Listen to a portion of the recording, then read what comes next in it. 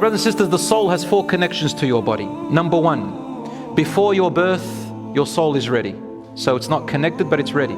The second connection of the soul is after conception, when your mother becomes pregnant with you, the soul comes in. The third connection is when you're asleep.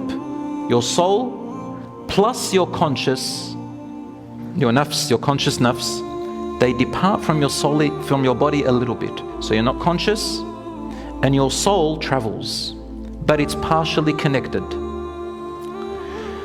And the fourth way is when you die, the soul completely leaves your body along with the nafs, with your conscious state.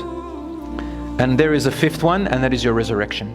When you are raised from the earth after death, the soul comes back. First Allah creates you, puts your body intact, puts your heart back in, as in the inner conscience, and He puts your nafs, your conscious state, yourself, and then He puts your soul and you rise. Allah says this in the Quran. My brothers and sisters, the soul, one last thing I want to say about it is that when you die, some people ask me, where does the soul go? The soul doesn't die, it stays alive. That's the only thing of you that stays alive after death. Your heart dies, your body dies, and your self-consciousness and subconsciousness dies. The soul stays. Where does it go? Many hadiths and many ayat in the Quran tell us. One hadith is in Sahih, in An-Nasa'i, another one is in Bukhari and Muslim, and also in the Quran, that the soul travels and goes up into the heavens. I'll just say it very summary, in a small summary. And Allah subhanahu wa ta'ala tells them, return, and if it's a good soul, the angels, they say, what a beautiful soul, they call you with the best of your names. And the soul travels in a world that we cannot describe. The closest description I can give you is when you're asleep.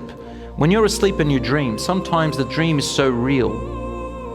And there are 3 types of dreams, and one of them is a righteous dream, which is truly your soul living that world.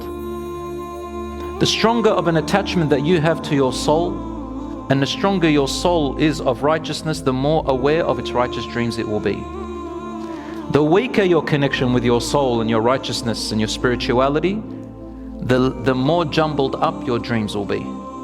And they go into the hadith and nafs, what your subconscious and conscious state tells you. Whatever you do in your day, who you talk with, what you do, if you are filled with sins, if your life is just full of useless things, or whether whatever you're busy with most of your day is mostly going to be the overwhelming type of dreams that you have. Some people see nothing. And then there's the shaitan dream. The righteous dreams, the closer you are, more pure you are with your soul, the more righteous you will be aware of them.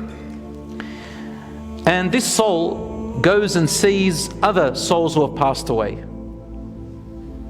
In An-Nasa'i, Rasul said, that is reported from him, and then they bring the other souls who have passed away, the souls of people who passed away, of the righteous people. They rush to this new soul when it dies.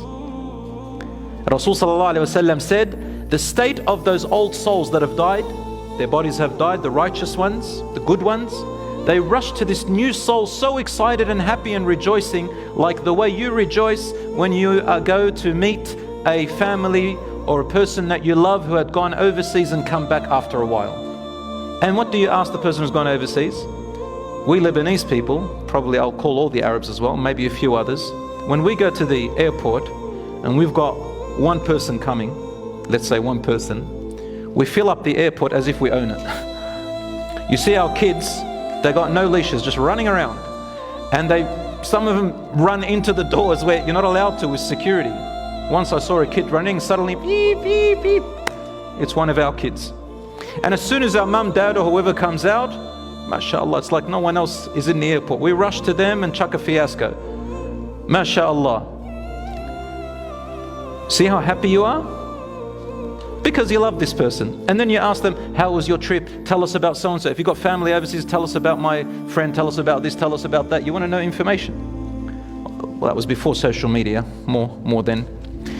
Same with the dead souls. The soul goes to those other souls, and those other souls come and say, tell me about my dad, tell me about my mother, tell me about my brother, my sister, my relative, my cousin, if they had a wife, tell me about my children. Who's new, who got married, who got born, Why do they ask these things? Because the righteous souls, they are happy where they are and they cannot wait for their families and more people to come and join them in this goodness. They have hope. And then when they're asking all these questions, this new soul is a little bit jet lagged. It's this kind of thing. And a person says, "Da'uhu, da'uhu." Give him some space or her some space. "Innahu ja'a min ghamm ad-dunya." He or she has just come out of the, listen to how he describes it, subhanAllah. He or she has just come out of the claustrophobia of that world. Claustrophobia.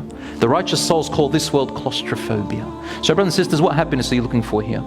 In this materialistic world, they're just a vehicle. It's just temporary happiness. Happiness doesn't last. Sadness doesn't last. The true happiness is in here, when you are connected with your soul and into the hereafter.